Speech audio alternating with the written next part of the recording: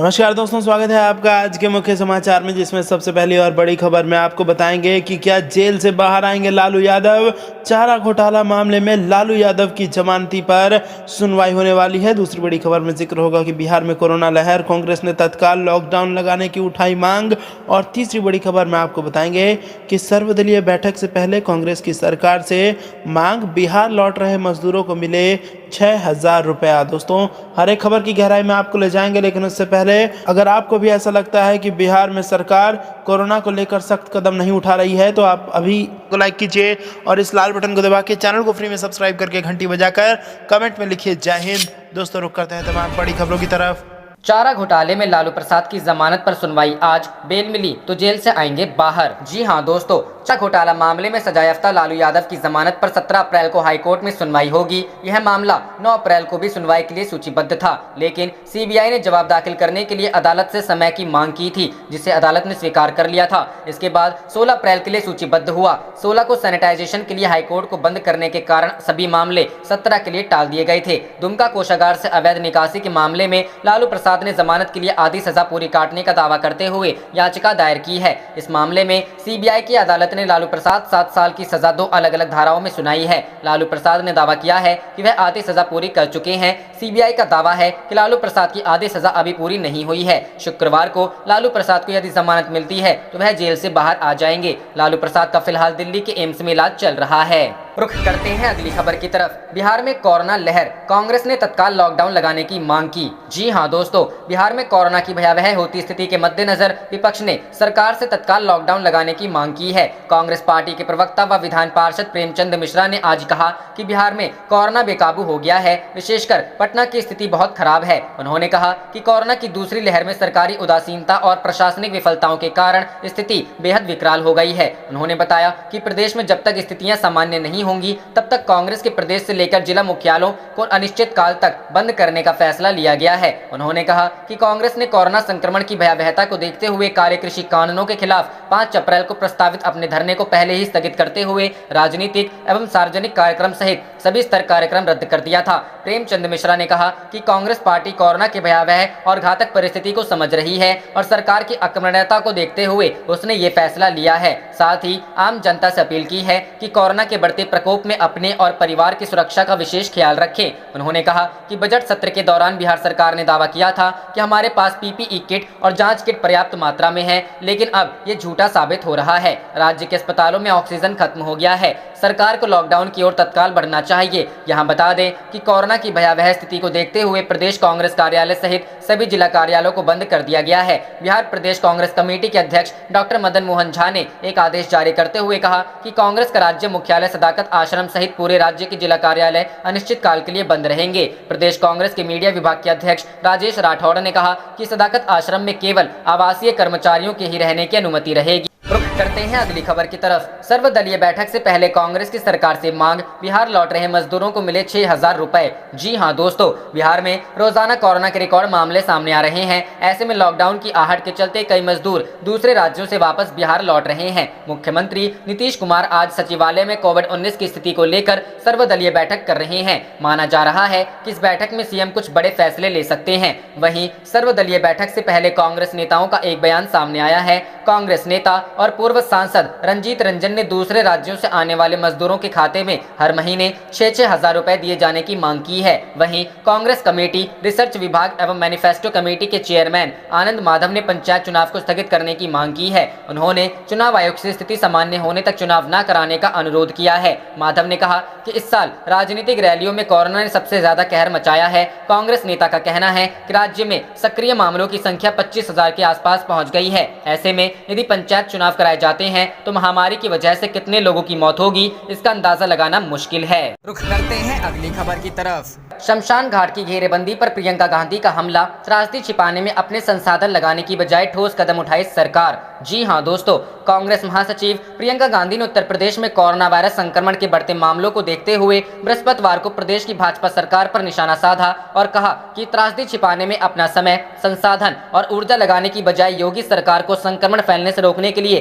ठोस कदम उठाना चाहिए। उन्होंने लखनऊ के एक शमशान घाट का वीडियो साझा करते हुए ट्वीट किया, उत्तर प्रदेश की सरकार से एक निवेदन है कि अपना समय, संसाधन और ऊर्जा इस त्रासदी को छिपाने दबाने में लगाना व्यर्थ है। महामारी को नियंत्रित करने, लोगों की जान बचाने, संक्रमण को फैलने से रोकने के लिए ठोस कदम उठाइए, यही वक्त की पुकार है। उत्तर प्रदेश के स्वास्थ्य विभाग की ओर से बुधवार को जारी आंकड़ों के मुताबिक राज्य में पिछले 24 घंटों के दौरान कोविड-19 संक्रमण से 68 और लोगों की मौत हो गई तथा 20,510 नए मरीजों में इस संक्रमण की पुष्टि हुई। नए रोगियों का यह एक दिन का अब तक का सबसे बड़ा आंकड़ा है। स्वास्थ्य विभाग के अपर मुख्य सचिव अमित मोहन प्रसाद ने बताया कि प्रदेश में 24 घंटे के दौरान 68 लोगों की मौत के बाद इस वायरस से राज्य में अब तक मरने वालों की संख्या बढ़ 9,376 हो गई है।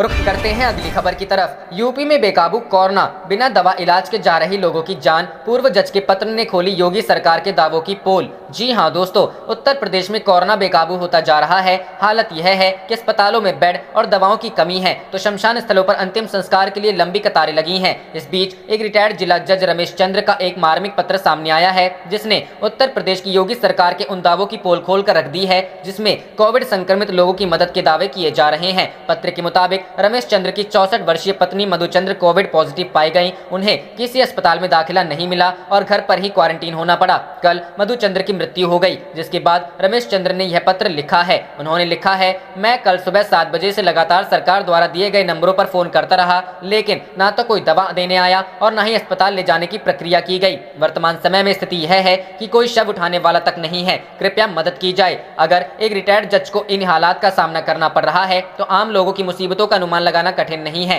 पूरे उत्तर प्रदेश में कोरोना खौफ बुरी तरह छा गया है।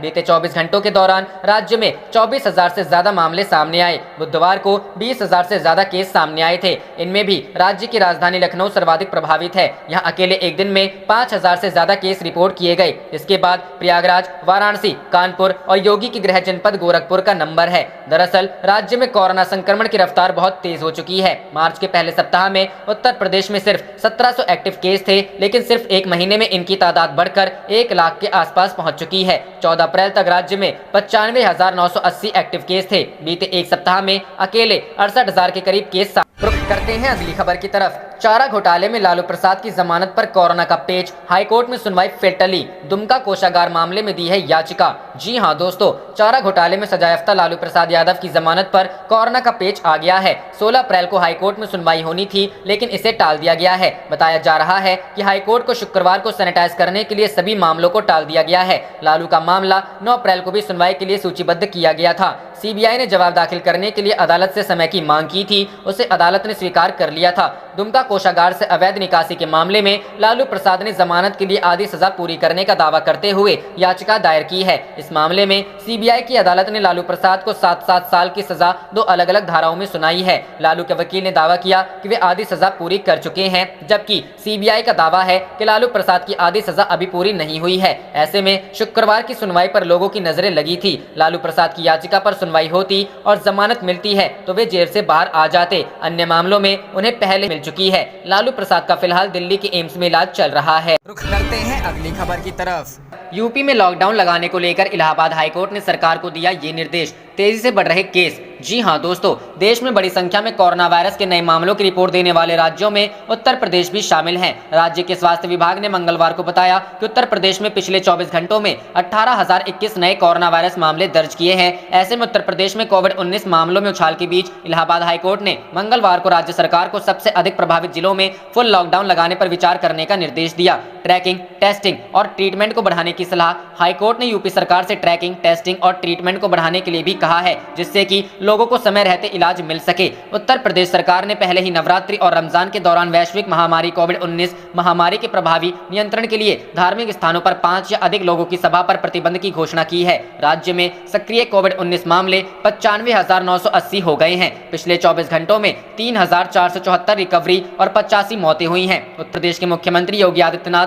कोविड-19 पॉजिटिव पाए गए कुछ अधिकारियों के संपर्क में आने के बाद सेल्फ आइसोलेशन में चले गए। इस योगी ने खुद इसकी जानकारी दी है। रुख करते हैं अगली खबर की तरफ। कोरोना पॉजिटिव हुए सीएम योगी और अखिलेश यादव के लिए प्रियंका गांधी ने किया ट्वीट। कहा, उम्मीद है जी हां दोस्तों, कांग्रेस महासचिव प्रियंका गांधी वाड्रा ने उत्तर प्रदेश के मुख्यमंत्री योगी आदित्यनाथ और समाजवादी पार्टी के अध्यक्ष अखिलेश यादव के शीघ्र स्वस्थ होने की कामना की है। दोनों कोरोना से संक्रमित पाए गए हैं। प्रियंका ने एक ट्वीट में कहा कि उन्होंने दोनों विपक्षी नेताओं के शीघ्र स्वस्थ होने की प्रार्थना की और उन्हें उम्मीद है कि वे सुरक्षित रहेंगे। वर्तमान में योगी आदित्यनाथ और अखिलेश यादव होम क्वारंटाइन में हैं और डॉक्टरों की एक टीम उनकी देखभाल कर रही है। अखिलेश यादव एक दिन पहले संक्रमित हुए थे, वहीं सीएम योगी की आज रिपोर्ट आई है। सीएम योगी और अखिलेश यादव की सेहत को लेकर प्रियंका गांधी ने ट्वीट किया है। वहीं इससे पहले प्रियंका गांधी ने उत्तर प्रदेश में बिगड़ रही स्थिति को लेकर कांग्रेस के उत्तर प्रदेश के नेताओं से वर्चुअल मीटिंग की। प्रियंका गांधी यूपी में कोरोना की भयावह स्थिति पर चर्चा की। इस दौरान प्रियंका गांधी ने कहा कि अमानवीयता चरम पर है। अस्पताल की क्षमता बढ़ाने की जगह सरकार शमशान घाट की क्षमता बढ़ा रही है।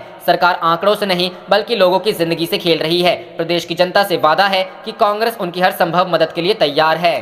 जाने से पहले आप इस वीडियो को लाइक कीजिए और इस लाल बटन को दबा के इस चैनल को फ्री में सब्सक्राइब करके घंटी बजा लीजिए। आप देख रहे थे आपका अपना चैनल धड़ाधड़ न्यूज। जय हिंद, जय भारत।